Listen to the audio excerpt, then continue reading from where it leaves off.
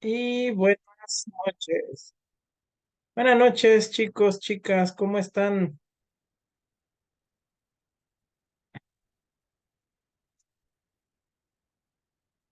¿Todo bien? Creo que sí. A ver, Víctor. ¿A qué estamos hoy, chicos? Pregunta seria e importante. 27 de julio. Muy bien, 27 de julio. Ok, permítanme.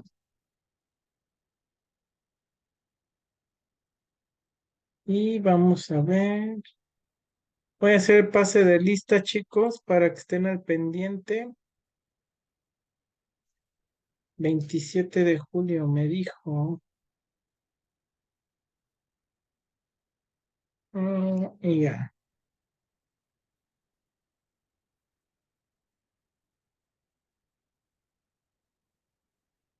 A ver. Y empezamos. Ahí está. Muy bien, muy bien. Acosta Emanuel. Briones María Guadalupe. ¿Perdón? Presente. Emanuel sí está. Ok, Briones María Guadalupe. Sí, presente, profe. Castro Beatriz.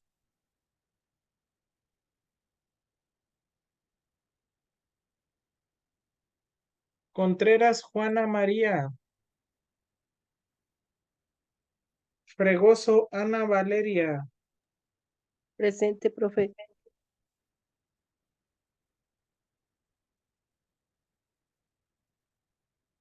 Gutiérrez Magdalena.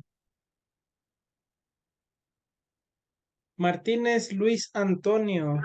Presente, profe. Presente, profe. Mejía. ¿Perdón? Aparte. ¿Sí? ¿Quién me habló? Perdón. Gutiérrez Martínez. Magdalena. Ah, ahí está.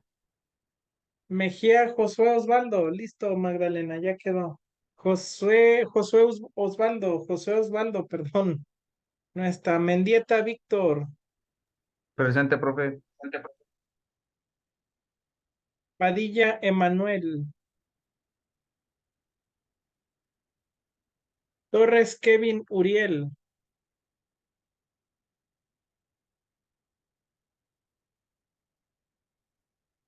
Y Zúñiga David Iván.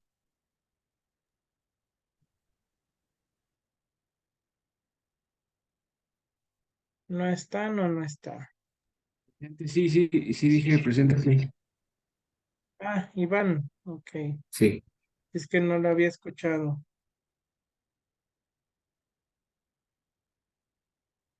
Ok, muy bien. Entonces, así queda.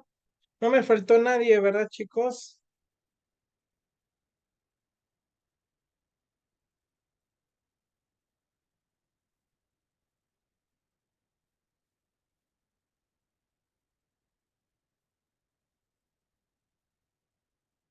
Ok.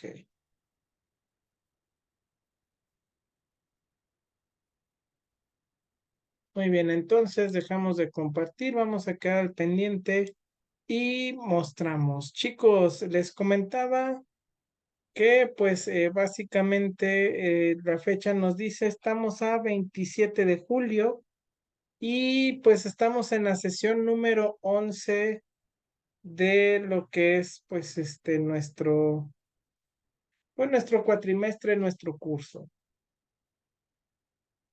Perdón, ¿por qué señalo esto de la semana 11?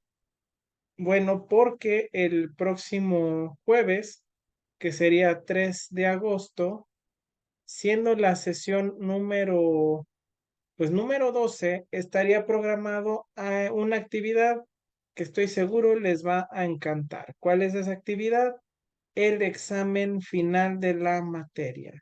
Sí, es correcto, ya nos va a tocar el examen final Ya estaríamos muy cerca pues, de llevarlo a cabo la próxima semana, lo cual quiere decir que pues también ya estaría cerca el fin del cuatrimestre.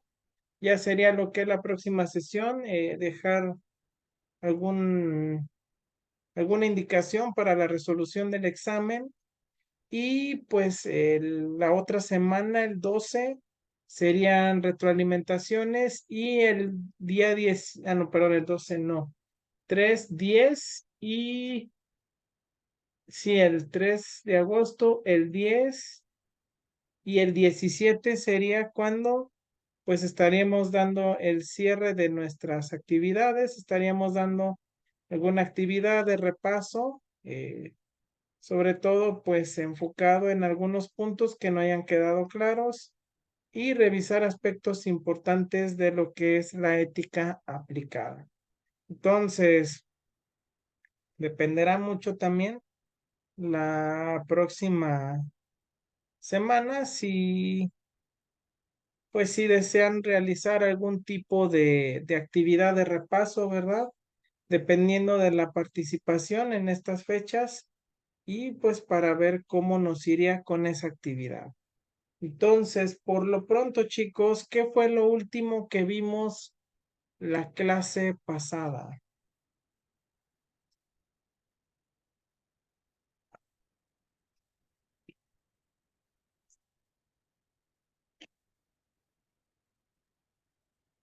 ¿Qué habrá Estábamos sido lo viendo, último?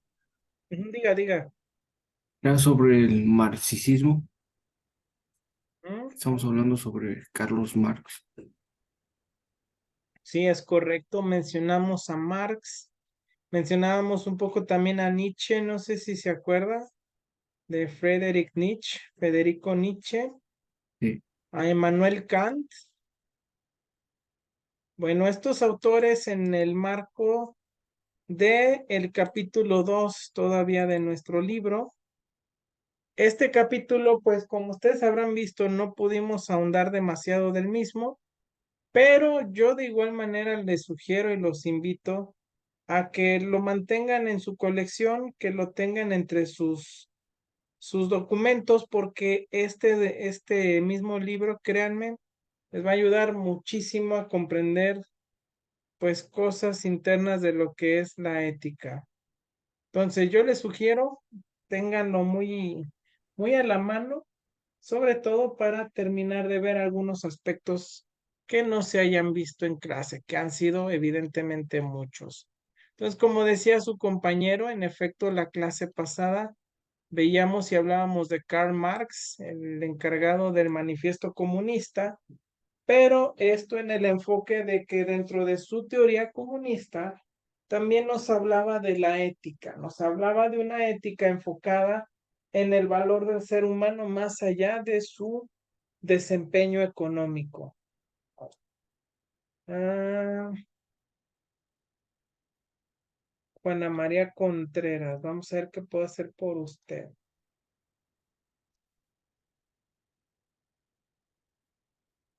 Creo que ahí está.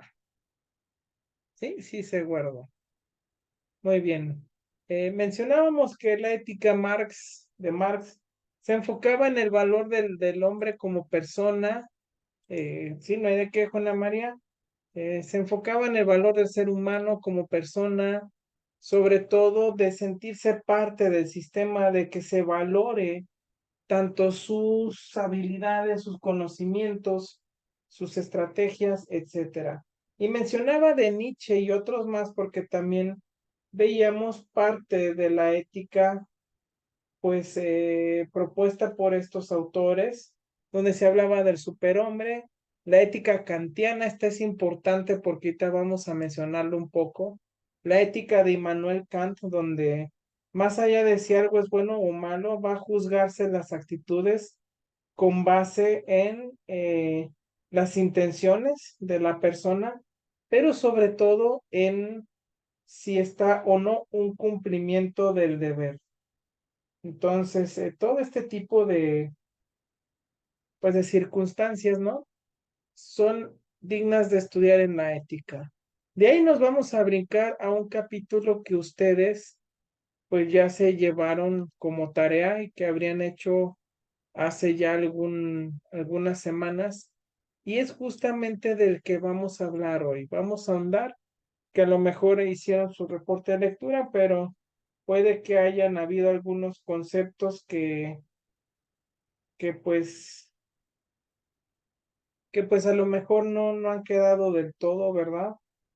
Pero que pues básicamente lo que se busca es tener un amplio panorama de lo que es justamente la ética profesional.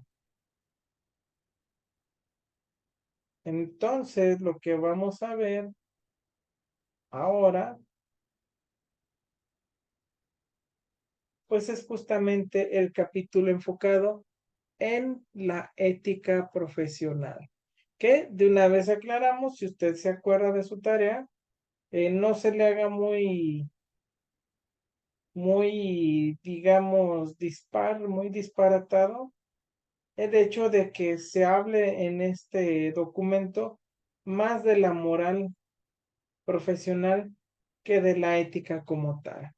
Entonces vamos a la página 247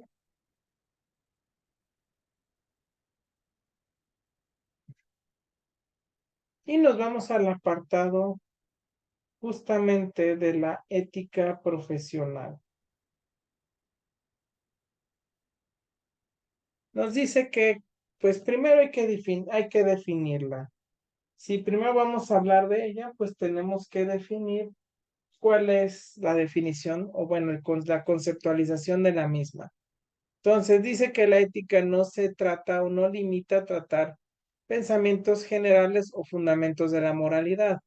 Recuerden que la moralidad como concepto es un postulado filosófico que se encarga de abarcar y estudiar todos los conceptos que el ser humano entiende o ve sobre el bien y el mal. Se encarga de estudiar entonces lo que podemos ver como bueno o malo. Pero decíamos que hay una fuerte carga subjetiva. Entonces la moral tiene mucho este discurso de lo que yo considero bueno o lo que yo no considero como algo bueno. Esto se dedica, pues, la ética general o ética fundamental, que tiene que ver con las escuelas filosóficas de Aristóteles, Sócrates y Platón. Pero también existen conductas o reglamentos específicos desde la ética aplicada, la cual, como su nombre lo indica, estudia la moralidad en determinadas conductas, desde principios generales a problemas particulares. Cuando hablamos de ética aplicada, chicos, más que hacer referencia si se puede aplicar o no, a lo que nos hacemos, a lo que entendemos como parte de la ética aplicada, va en función de la ética normativa. No sé si se acuerdan ustedes de qué, de qué trata, qué versa la ética normativa. No sé si se acuerdan ustedes de la ética normativa. Vimos, por ejemplo, el caso de Claudia Mijangos. Ahí aplicamos, pues, muchos de los conceptos que podrían verse como parte de una ética aplicada. ¿Se acuerdan de cuando hablamos de ese caso, chicos? La llena de Querétaro. Había 3 dimensiones específicas en su caso. Bueno, este caso, Gutiérrez, dígame, ¿qué pasó? Ay, Gutiérrez, disculpa, Magdalena. se me movió la laptop. Ay, Ok, dije, a lo mejor quiere comentar algo. ¿Se acuerda usted del caso de Claudia Mijangos, la llena de Querétaro?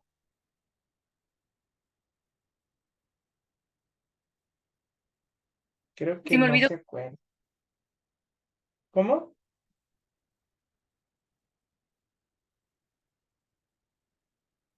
Ok.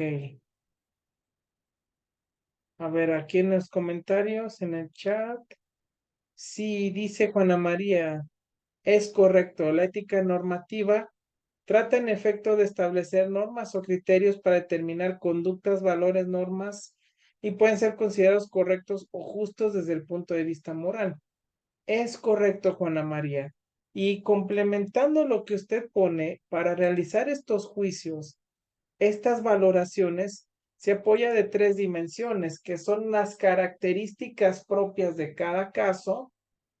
También si hay un punto de antecedente de ese caso y las cuestiones normativas para sancionar cada caso. Mencionaba el caso de Mijangos, porque pues se llegó al acuerdo de que fue atroz lo que hizo, fue algo horrible, sin embargo no podía tener la misma sanción que una persona en general. ¿Cuál sería la sanción que cualquier persona podría tener? Bueno, pues ya sabemos que va enfocado a los años de cárcel y a estar por lo general con una población general precisamente en la cárcel. Entonces veíamos que el caso de ella se solucionó de una manera distinta. Primero entendiendo que nunca había habido un caso similar al de ella. Sí había habido filicidio en el sentido de que pues sí ha habido mamás que pues han matado a sus crías, a sus hijos, un hecho atroz por supuesto, pero en el caso del caso particular precisamente de Claudia Mijangos contaba con una, pues, ¿cómo decirlo? Con una variable que hacía único a ese caso. ¿Y cuál era esa variable? Pues era entender que pues ella tenía un trastorno mental y que por ende su caso no debía ser afectado o tratado de la misma forma. Porque hablando de ese trastorno mental, el hecho de que ella fuera encarcelada con la población general, pues lo único que iba a suceder es que pues iba a haber pues otra masacre, porque siendo sincero, la señora Claudia pues era un peligro tanto para sí misma como para todas las personas que la rodeaban.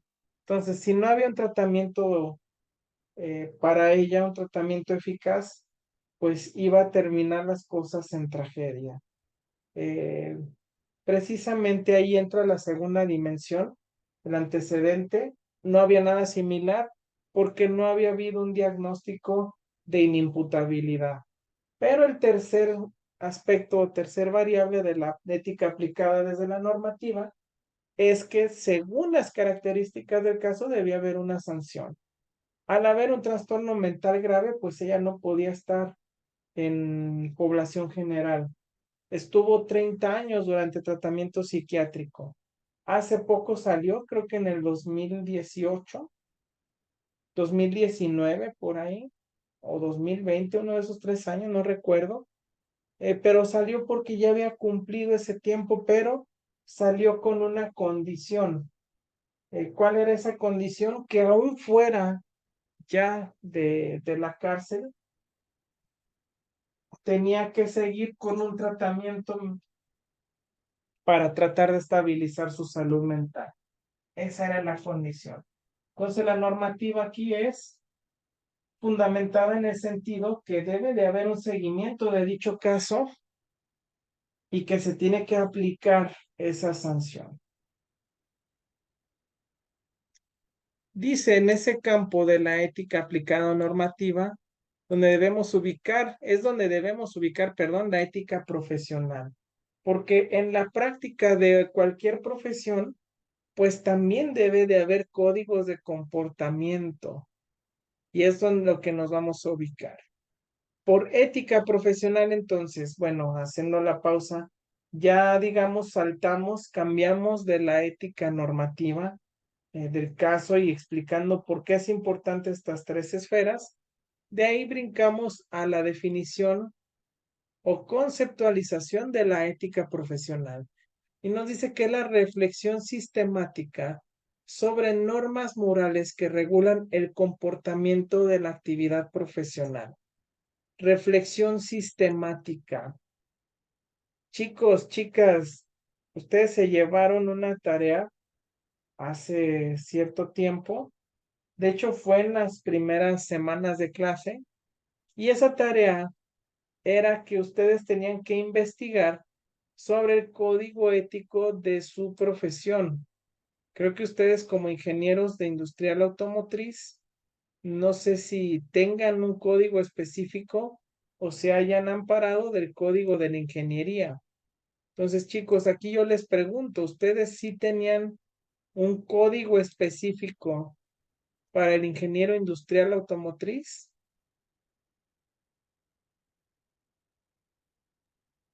Yo cuando lo investigué, sí me apareció uno para el ingeniero automotriz, pero ¿Ok? ¿Se acuerda qué normas estaban ahí?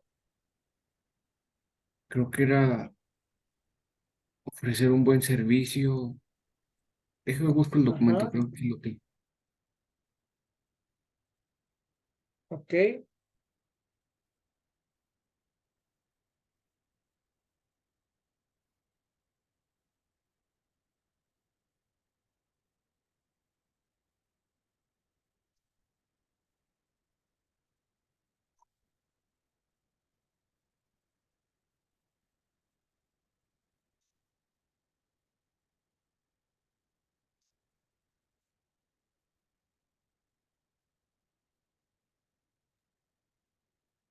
Hablaba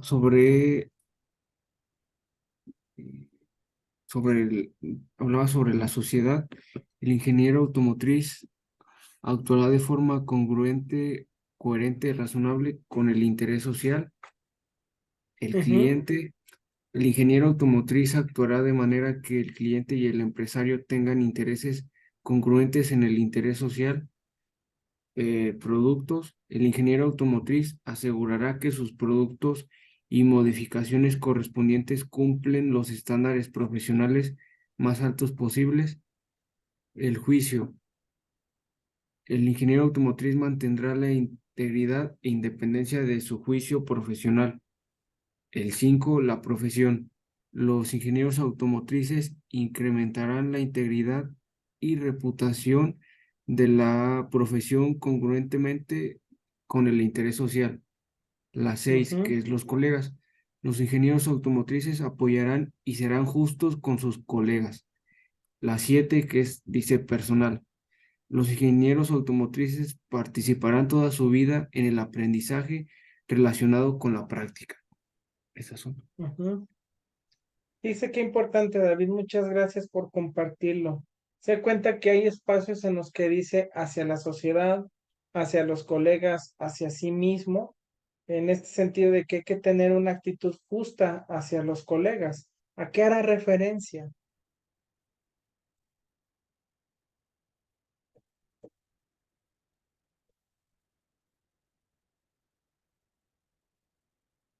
¿Por qué será importante también ese apartado, chicos? David, dígame. Yo pienso que es porque constantemente estamos trabajando con muchas personas y pues eso es para tener un buen ambiente laboral. Ujú, así es. Un ambiente laboral adecuado, pero también por otra razón. Les comparto una cuestión. Resulta, no sé si sea en el argot de ustedes, ingenieros automotrices, pero yo sí he escuchado en el argot de otras profesiones algo que realmente se me hace pues hasta triste, doloroso, feo. ¿En qué sentido? Pues he escuchado que a veces el peor enemigo de una persona que ejerce X profesión es otra persona que ejerce esa misma profesión. Inclusive se los comparto abiertamente. Yo les he dicho, soy psicólogo clínico, pero he escuchado mucho esa parte de que el peor enemigo de un psicólogo es otro psicólogo. Me encantaría decir que es mentira, pero pues a veces en la práctica pasa que, como dice su compañero en el código, viene que debe de haber un trato digno hacia tus compañeros, pero en la práctica es distinto. ¿Por qué? Porque existe la competencia laboral. Y es precisamente que el código busca restringir eso. Sí, entender que pues se está trabajando, hay una cuestión laboral por necesidades, obviamente, pero también de entender que pues si una persona está ya en un ámbito y está compitiendo sanamente, debe haber eso, una sana competencia, pero no siempre se es así. Entonces, si se dan cuenta, en el código de ética de ustedes, no solo hace referencia a comportamientos en general a la sociedad, el ofrecer un buen servicio, el manejo adecuado de herramientas, sino también el cómo te diriges a otros compañeros y hasta a ti mismo y a la sociedad en general. Eso es importante porque ahorita vamos a seguir viendo más aspectos. Muchas gracias, David. Ahí tenga a la mano el código de ética.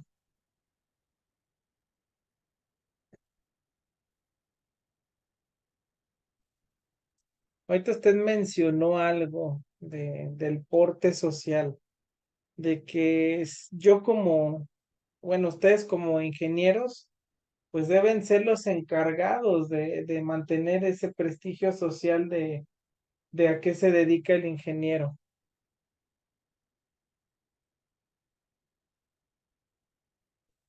Fíjese qué interesante, coincide mucho con lo que aquí nos marca. Uno de los mecanismos utilizados por cada profesión es mantener el prestigio social y el poder económico del gremio, consistente en ofrecer un trabajo o servicio profesional de calidad.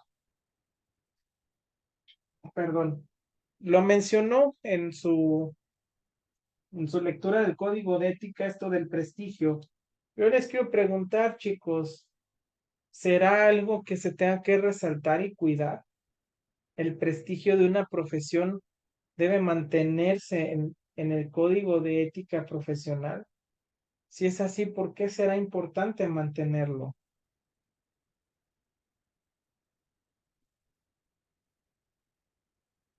Ujú. ¿Sí? ¿Por qué será que mencionan eso del prestigio? ¿Poco será importante hablar de eso y mantenerlo?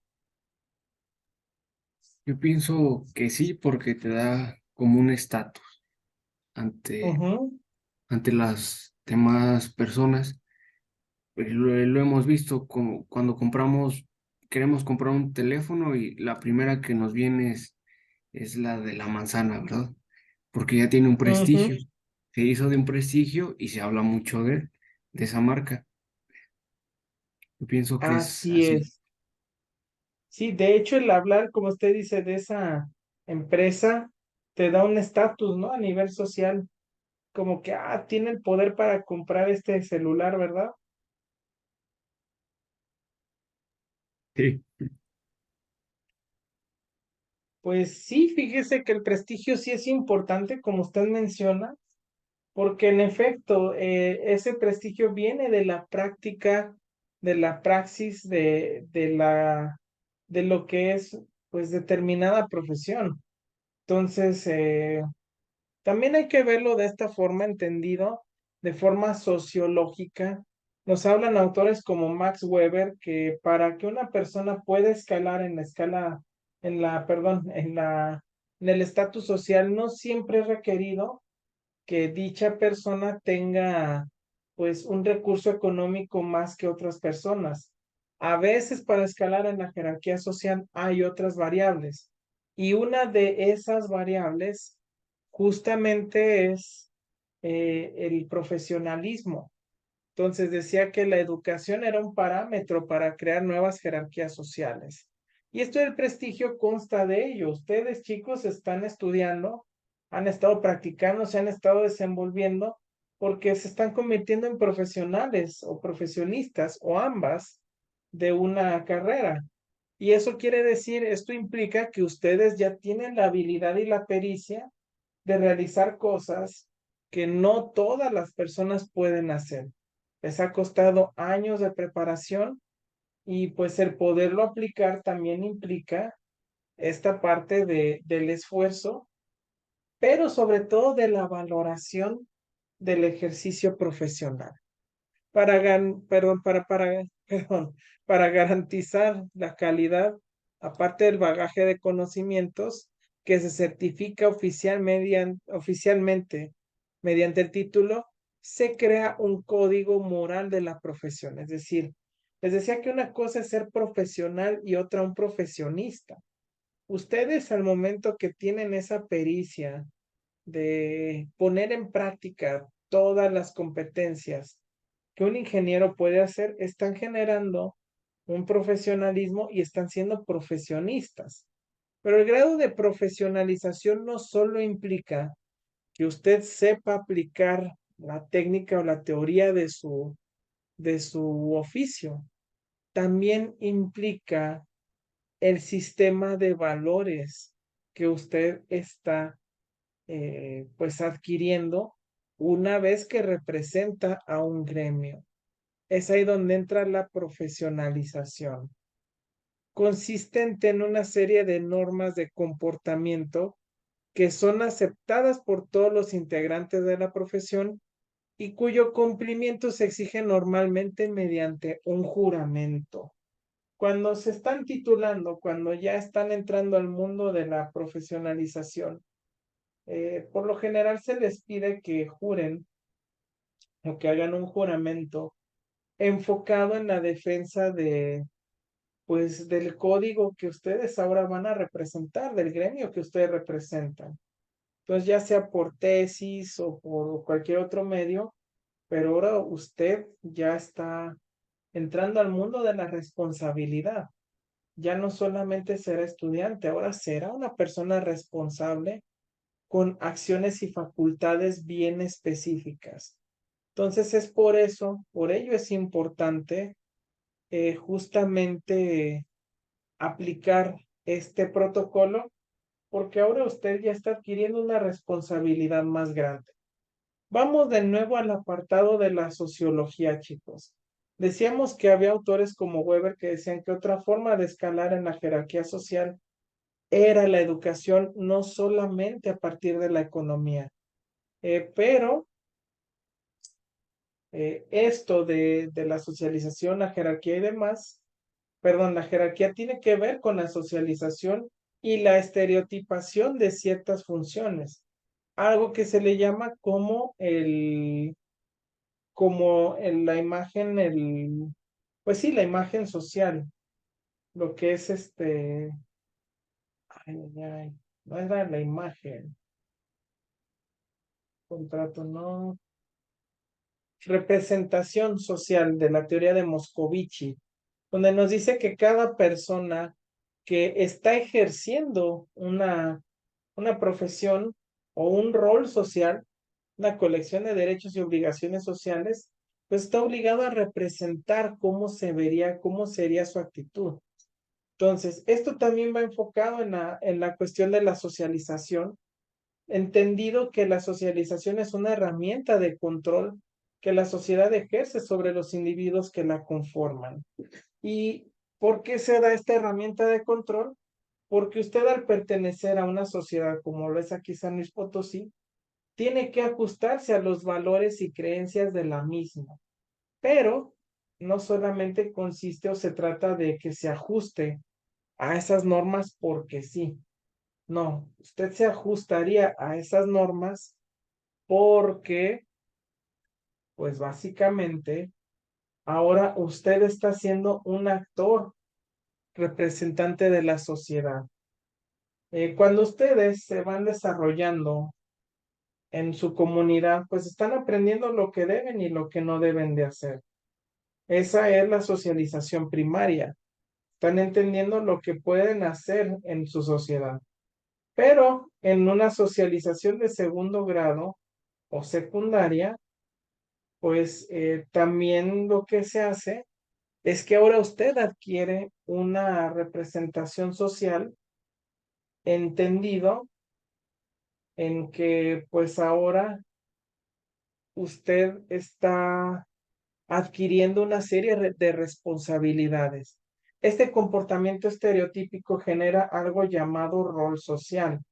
Lo que es el rol social, pues es el conjunto de derechos y obligaciones que engloban la práctica de un papel social. Entonces, ustedes ejercen un rol en sus familias, algunos como padres, algunos como madres, algunos simplemente como hijos, pero tienen una función en su familia. Ahora, a nivel social, pues también ustedes tienen pues una representación, una formalidad y sobre todo una responsabilidad.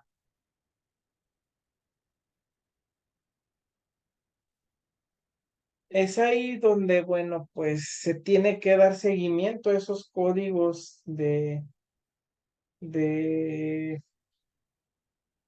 pues de comportamiento porque van a ir determinando, pues su peso a nivel social y a nivel, obviamente, profesional. Hasta aquí vamos bien, chicos. ¿Dudas, preguntas? No, ninguno, profe. Vamos bien.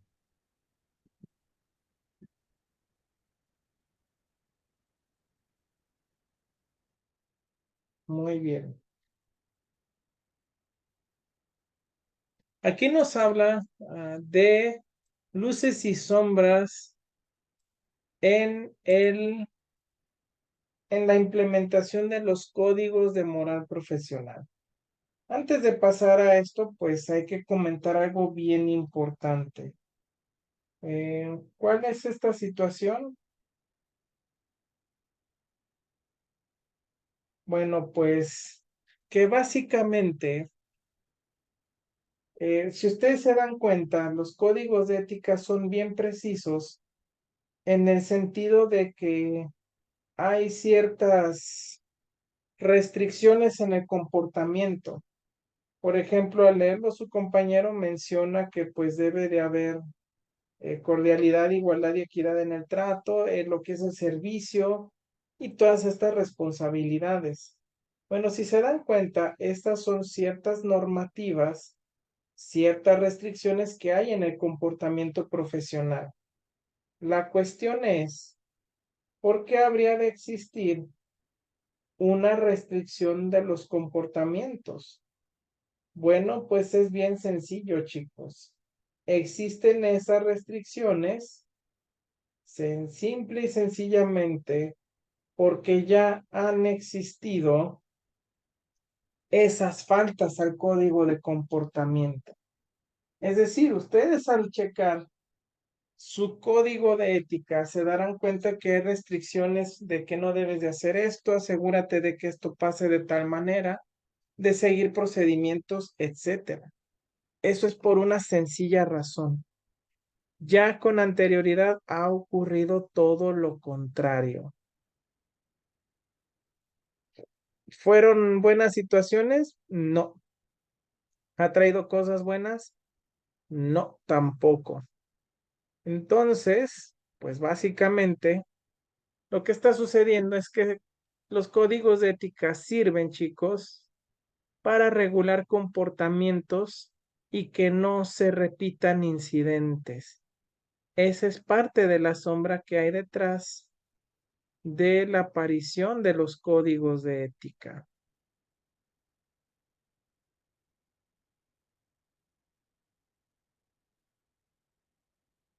Dice aquí, aunque no es un código moral, pero como parte del estudio de esto de los códigos, nos propone que analicemos lo que es el juramento de Hipócrates. Este juramento hipocrático, pues ustedes bien saben, es el que se lleva a cabo en la profesionalización de lo que es pues lo que es la práctica de la medicina. No sé si actualmente se siga haciendo, la verdad, desconozco. Me imagino que pues todavía se realiza, pero tal vez, ¿verdad? Y solamente digo tal vez con ciertas restricciones o ciertos cambios, no lo sé. Puede que haya cambios en el entendido de que pues no es lo mismo la sociedad griega de hace 2500 años que nuestra sociedad actual. Entonces puede haber ajustes como como en todo documento o en toda ley debe de haber, ajustándose a las temáticas de una nueva sociedad. Bueno, esto lo comento porque si analizamos bien lo que nos propone el juramento hipocrático, vamos a encontrar situaciones bastante interesantes. Interesantes como que, bueno, como que básicamente su carácter, el juramento y la intención de este apartado, de este, pues, de este cúmulo de códigos de comportamiento, da en el entendido de que es solamente, o mejor dicho, que se sostiene sobre el marco de las ideas religiosas. ¿Es una falla? No necesariamente, porque recordemos que pues muchas de las reglas sociales existen a partir justamente de lo que es la religión, la cual sirve como un mediador del comportamiento. Entonces, ¿es malo esto del juramento hipocrático como algo religioso? Pues no, no es algo malo, pero sí es una desventaja en el sentido de que, como les comentaba, no son los mismos valores que existían hace 2500 años, no son los mismos valores a hoy en día. Nos dice que este juramento, en su primera parte, habla, como mencionaba, de un carácter religioso, invocando a los dioses del panteón griego. Y nos dice que su responsabilidad profesional tiene un fundamento más religioso que jurídico. Les decía que esto no es como tal una desventaja, pero sí es un punto en contra entendido en lo siguiente. Seguramente va a decir que es antirreligioso. No, no tiene nada que ver, pero tiene su punto débil como hueco argumental en la religión, porque siendo objetivos, ¿verdad? Y esto es netamente, como ya le dije, desde la objetividad, religiosamente hay sanciones, si es correcto, pero, bueno, mejor dicho, hay reglas, pero no hay sanciones. ¿Cuál es la sanción religiosa contra alguien que ha roto ciertas reglas sociales? ¿Hay alguna consecuencia? Pues la realidad es que no hay una forma de sancionar. Y aquí nos rescata el apartado de la comparativa en que es más religioso que jurídico, porque la institución jurídica, justamente la que se encargaría de la aplicación de ciertas reglas, cosa que muchos de los apartados de los códigos de ética justamente no tienen demasiado que ver con lo jurídico. ¿Y por qué es una desventaja? Porque no se apegan al sistema de leyes y por ende no habría una forma efectiva de sancionar. Entonces, implica una fuerte responsabilidad moral, pero le confiere, como vimos, una impunidad jurídica, porque depende de que la persona decida o no decida seguir ese conjunto de valores. Socialmente, si hay una falta, debe de haber una sanción, pero esa sanción la provee la institución jurídica. ¿Qué pasa si no hay un acto subsecuente desde lo jurídico? Pues caemos en la impunidad. Y aunque hablemos de que moralmente está mal, pues no es lo mismo decir que justamente algo es malo y que no hay sanción a cuando hay una sanción. Y esa es parte de los huecos que tienen muchos códigos morales y éticos. Y digo muchos porque pues no ocurre en todos lados. Ahora, al ser un compromiso, todo código de ética tiene dos partes. Una referente a la relación entre el médico y sus colegas y otra sobre las obligaciones morales del médico con su paciente. Entonces, si estamos hablando que el código de ética muchas veces se va a lo religioso, también muchas veces se olvida del trato entre los propios actores que se encargan de darle forma a pues a esa profesión. Entonces, por eso ahorita que su compañero mencionaba que pues el ingeniero debe de tener cierto comportamiento hacia su colega, yo lo señalaba como algo muy positivo, porque dentro de muchos códigos de ética no se señala ese apartado y al final de cuentas, pues tomemos como referencia que a veces esa competencia puede generar algo no tan positivo. Le estaríamos quitando el trabajo honesto a alguien, haríamos alguna crítica y pues al final eso también hablaría o dejaría mal parado lo que es el prestigio de la propia profesión.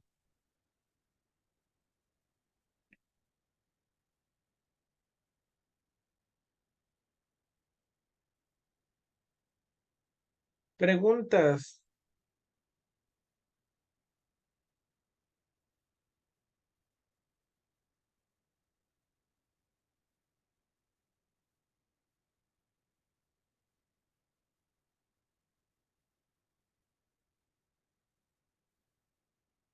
Dice aquí también que pues existen vínculos materiales y sobre todo características que se ven dentro de pues de dicho código. Ahora, también aquí nos habla que el juramento termina evocando a que es una bendición y una maldición, pero esto entendido de diferentes puntos de vista. Bendición en el sentido de que confiere a esa persona que realiza pues todo lo que es el desarrollo y la aplicación de una profesión, pues le confiere que es un privilegio el hecho de poderse dedicar a ello. Y si lo vemos detenidamente, pues en cierta forma, toda aquella persona que ejerce una profesión, pues realmente está teniendo un privilegio, porque tomemos en cuenta que no todas las personas tienen acceso a la educación. Otra, pues, a la responsabilidad per se. Un médico, pues, se encarga justamente de la salud y el bienestar físico de las personas.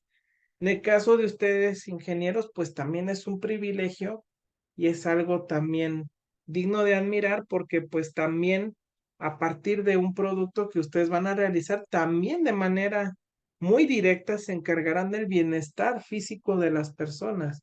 Entonces también tienen una responsabilidad muy grande y marcada. Pero nos dice Hipócrates que también hay una maldición. ¿Cuál es esa maldición? Bueno, pues la responsabilidad es un arma de doble filo. Ujú. Eh, en este sentido, pues también va más allá de la responsabilidad, lo que es pues el entendimiento de algunas prácticas diarias que tienen que ver más con lo cultural que con lo profesional. Y es, por ejemplo, cuando te topas con alguien que ejerce cierta profesión, pues que a veces se le pide de manera irresponsable a la persona que trate de compartir sus conocimientos de la misma. Y digo de manera irresponsable porque pues no se puede regalar el conocimiento y es parte del respeto que también debe haber hacia su propio gremio. Ujú. Y nos dice que viniendo en nuestra realidad actual, sin tener, por ejemplo, alguna referencia anterior, eh, que pues en nuestra actualidad, ¿verdad? Ya vemos muy normal que existan pues profesiones que tengan justamente este código de ética. Antes no era tan común, ahora vemos inclusive antes de empezar pues con la práctica diaria, a ver que ya existen pues estas formas de medir el comportamiento. Y nos dice que es algo propio de toda profesión o profesionistas contar con un código de moral profesional.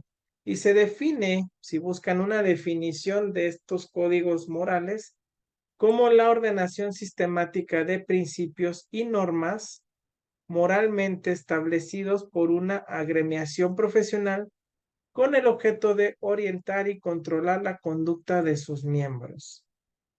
Principio, ordenación sistemática de principios y normas morales establecidas por una agremiación profesional con el objeto de orientar y controlar la conducta de sus miembros. Repito, ustedes al titularse y al recibirse ya como ingenieros industriales, pues evidentemente de manera oficial ya serán parte de ese mismo gremio de la ingeniería. Entonces, al ser parte de ese mismo gremio, de ese grupo, pues ustedes tendrán que ajustarse justamente a lo que es estos tipos, estos comportamientos.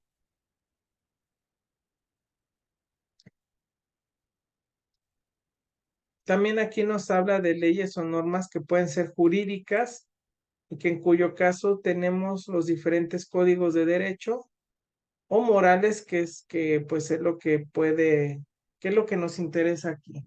Entendiendo que no todo código de ética o de moral está pegado a un ordenamiento jurídico, que muchas veces va mucho en la moralidad de aplicarse o no aplicarse. Ujú.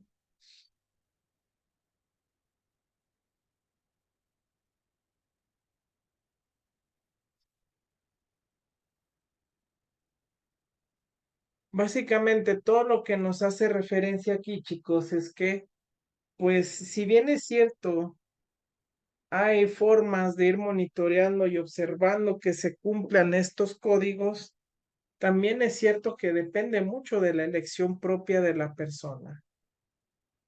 Al no haber una normativa jurídica en muchos de los códigos profesionales, pues dependen de qué tan buena intención tenga el agremiado para poner en práctica estos conocimientos. Ujú. Ahora, aquí nos habla, bueno, que estos códigos de ética y moral profesional no se inician tal cual con un juramento. Les mencionaba que dentro del protocolo del médico, pues estaba, ahorita no sé, pero estaba el código, el juramento de Hipócrates. Nos dice entonces que, pues, bueno, suponemos que en el momento de una graduación o un acto solemne es cuando entra, pues, el ejercicio idóneo de la profesión. Y es a partir de la titulación, de la toma de protesta, en la que usted ya forma parte de ese gremio. Pero lo ideal también es que a partir de ese momento la persona se compromete públicamente a los deberes y a las normas propias de su profesión. Sin embargo, también les comento que inclusive no es solamente el punto de la graduación o la titulación cuando ya se va pues aplicando esa profesionalización. No, también hay algo más y es que, pues, este tipo de códigos y comportamientos debe de irse aplicando ya desde el momento en el que se elige una profesión. Es decir, ustedes como estudiantes, en teoría, ya deben de ajustarse a la aplicación de esos códigos de ética y de moral.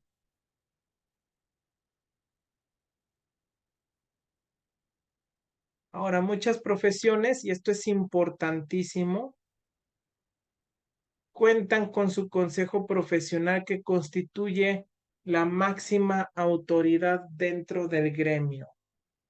Chicos, no sé si ustedes han escuchado, ¿verdad? Si los han torturado, con que algunas tareas o sus tareas deben estar realizadas con un formato en específico. No sé si están familiarizados con las normas del formato APA. ¿Lo conocen?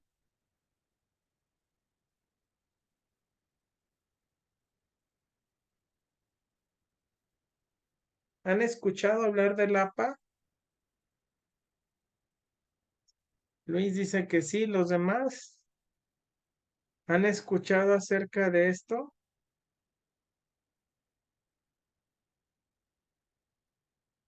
Ok. ¿Sí saben de dónde o qué significan esas siglas, APA?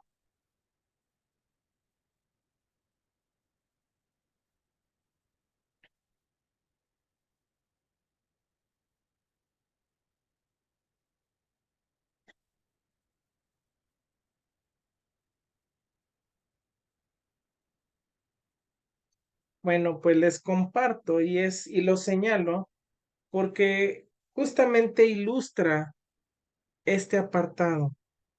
Lo que es el APA, su significado es American Psychologist Association, o en español, Asociación Americana de Psicología. Sí, el formato con el que ustedes hacen sus tareas ha sido propuesto justamente por aquellas personas que rigen el comportamiento de un psicólogo. Entonces, bueno, ese formato se fue quedando para que pues vaya existiendo una especialización en las investigaciones y no se vayan quedando pues documentos de forma muy desorganizada. Entonces se fue creando esto del APA, pues no para los documentos, sino que esta organización justamente es el consejo profesional que se encarga de velar y hacer valer el código profesional de conducta de un psicólogo. Es decir, que si en un momento un psicólogo,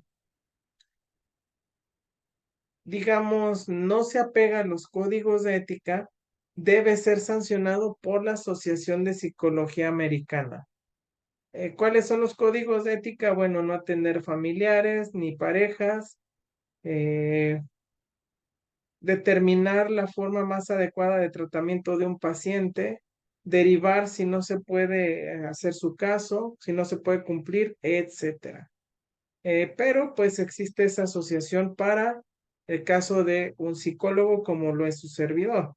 Aquí es donde yo les pregunto, chicos, ¿ustedes saben cuál es la asociación o el consejo o la institución que se encarga de velar que ustedes cumplan con el código de ética del ingeniero industrial automotriz? ¿Cuál será esa asociación si es que la tienen?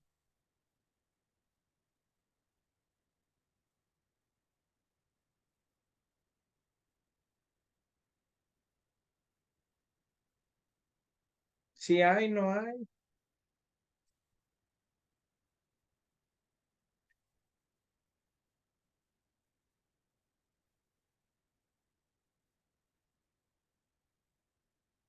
Hola, hola. Si habrá, no habrá.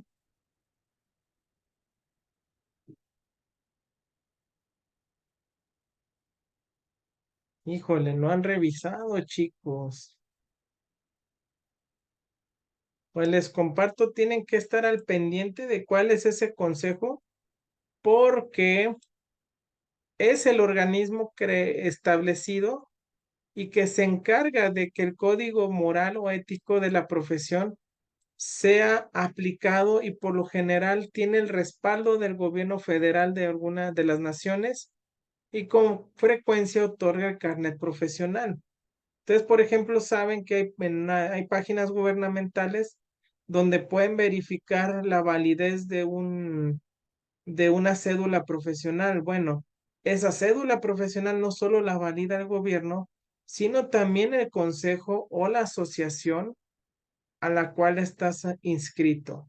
Y al ser quien valida ese documento, porque le da oficialización y validez, también tiene la autoridad para sancionar algún miembro de acuerdo con la gravedad de las faltas cometidas.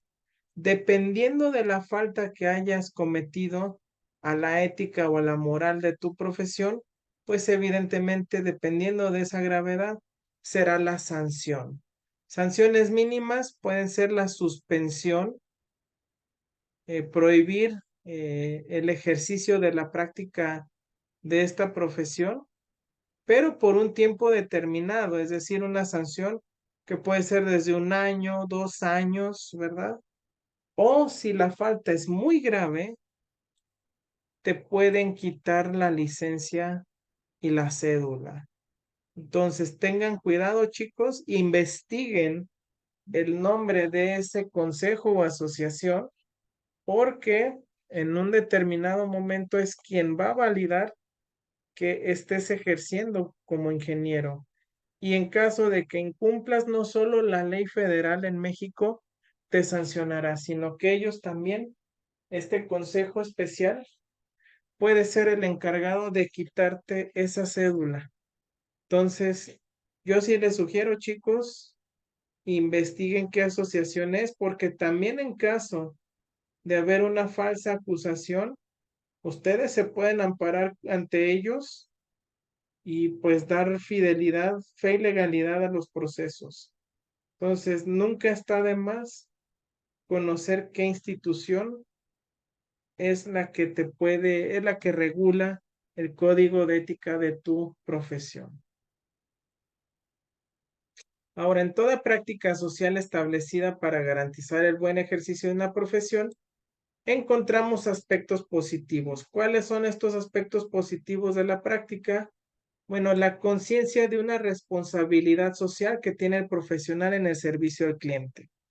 Ustedes en ese código que han leído, que ya redactaron, pues se darán cuenta que vienen muchas cláusulas enfocadas a su responsabilidad social, al hecho de dar un buen servicio, de garantizar que lo están dando, garantizar procesos con el fin de salvaguardar a la sociedad mexicana, etcétera. Otro punto positivo es el compromiso público. Ustedes una vez que se titulan, ¿verdad? Que forman parte ya del gremio, se hace público el compromiso que ustedes tienen para con dicho código de ética y con dicha población. Entonces, ustedes públicamente, pues al ser profesionistas, al ser ingenieros, serán reconocidos con ese cargo y la sociedad estará al tanto también de que usted cumpla de manera satisfactoria con esos códigos. Está también un sentido de solidaridad entre los miembros de esta profesión, al menos en teoría debería ser así, el compañerismo y la sana competencia entre miembros de su mismo gremio. Si no ocurre así, bueno, pues por eso les digo que deben saber cuál es la institución que los ampara, porque precisamente esta institución los apoyaría en caso de no aplicarse ese punto. Pero así como hay cuestiones positivas, pues también hay aspectos negativos. ¿Cuáles son? Que muchas veces dependiendo del tipo de profesión que se está realizando, pues a veces llega a existir un sentimiento de superioridad y privilegio. Como se está teniendo una responsabilidad tan grande, a veces la dimensionamos de tal manera que pensamos que solamente ciertas profesiones van a regular el comportamiento. Entonces, lejos de esa concientización, muchas veces ocurre un proceso contrario, de que la persona de manera pues un tanto egoísta y hasta ególatra, que no es lo mismo, ya ustedes investigarán, pues estará pues asumiéndose como alguien superior cuando pues no va por ahí. Y menos cuando hay una responsabilidad social. Al principio del curso,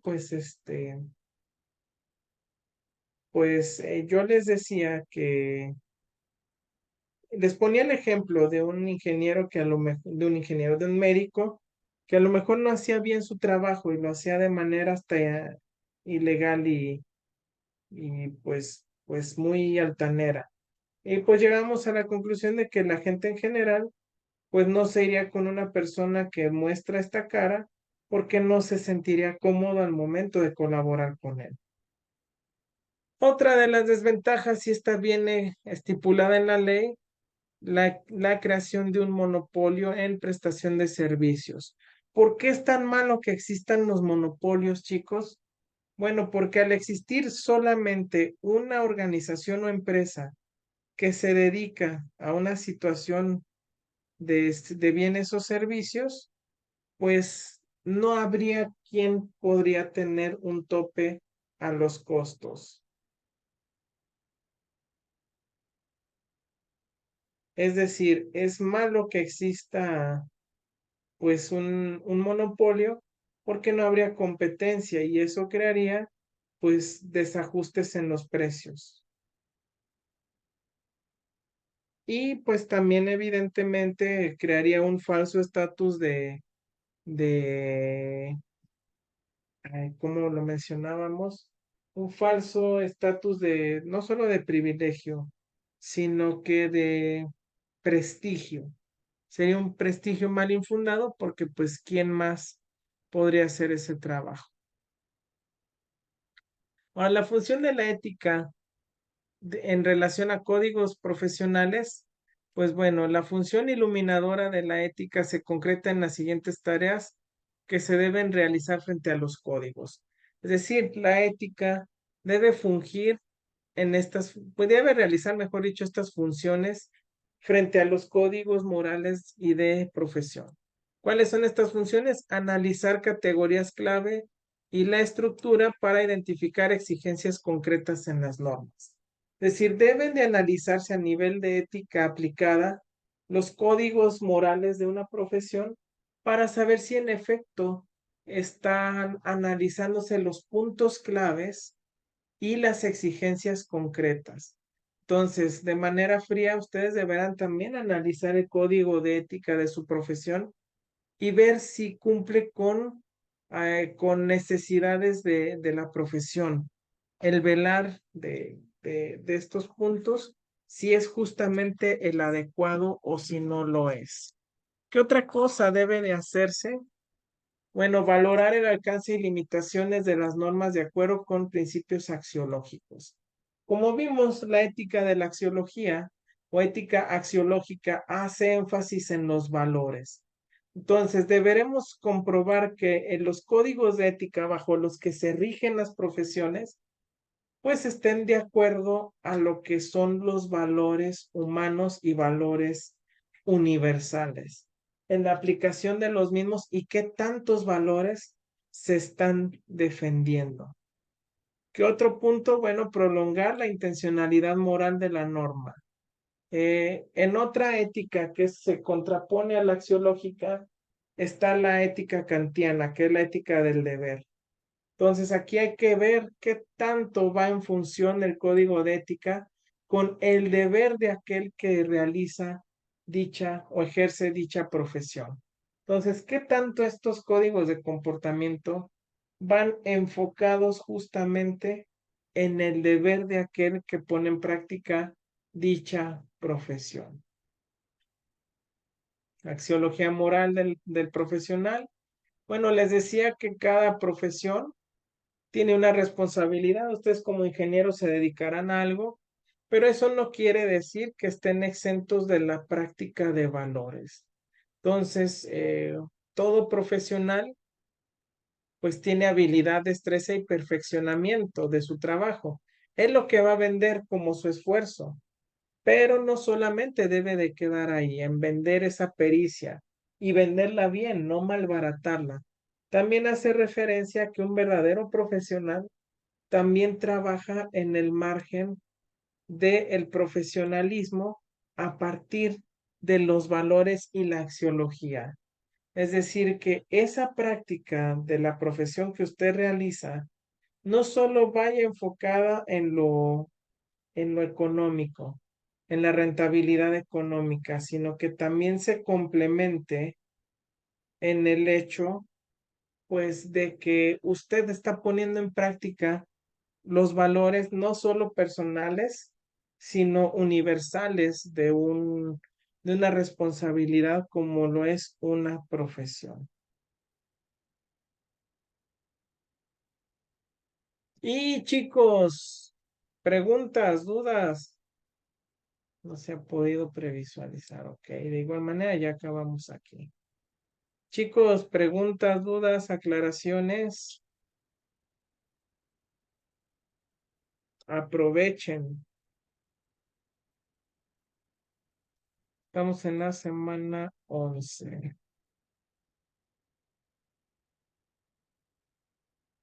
Ok, yo les sugiero, si hay dudas de una vez, si no, bueno.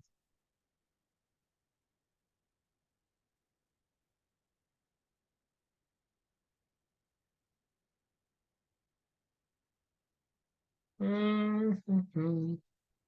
Ok, chicos, les estoy acomodando la tarea que van a realizar para la siguiente clase.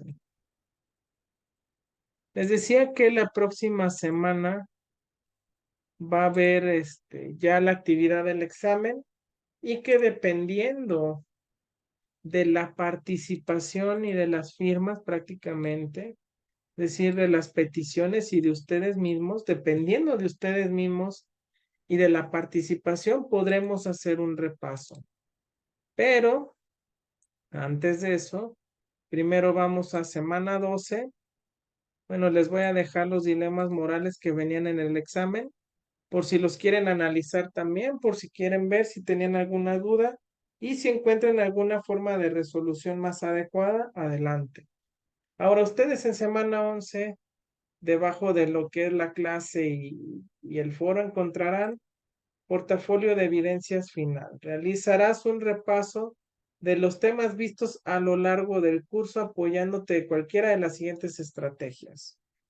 Lo que mejor les acomode para repasar, chicos. Si ustedes se entienden mejor un cuadro sinóptico, si se les da más hacer un ensayo, si prefieres hacer mapas conceptuales o si te gustan más los resúmenes ejecutivos, sea cual sea la estrategia que tú elijas, pero que te permita realizar un estudio, un repaso de los temas vistos a lo largo de este curso. Cuando empieza, ya está liberado.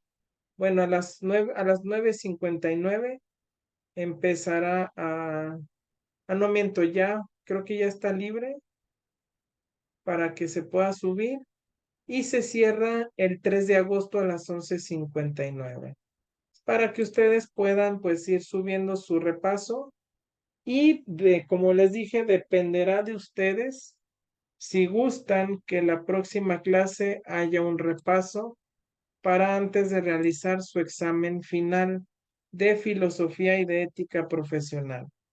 Entonces, pues ahí les dejo, ustedes piénsenle si realmente quieren un repaso, si vamos a participar en ese repaso y si no, pues para que vayamos haciendo el examen. Ahí está la actividad, tienen una semanita, cierra el otro jueves la tarea el cuadro, o mejor dicho, del portafolio de evidencias. Entonces, chicos, ¿dudas, preguntas, aclaraciones?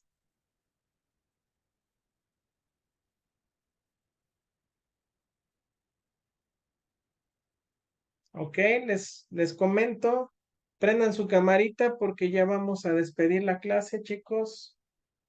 Es que todavía están ahí. Bueno, Guadalupe ahí está, Juana María Contreras también. ¿Alguien más? Creo que ya no. Gutiérrez por ahí andaba. Betty está en el trabajo, ¿verdad, Betty? Ok, bueno. Pues entonces los dejo, chicos, chicas.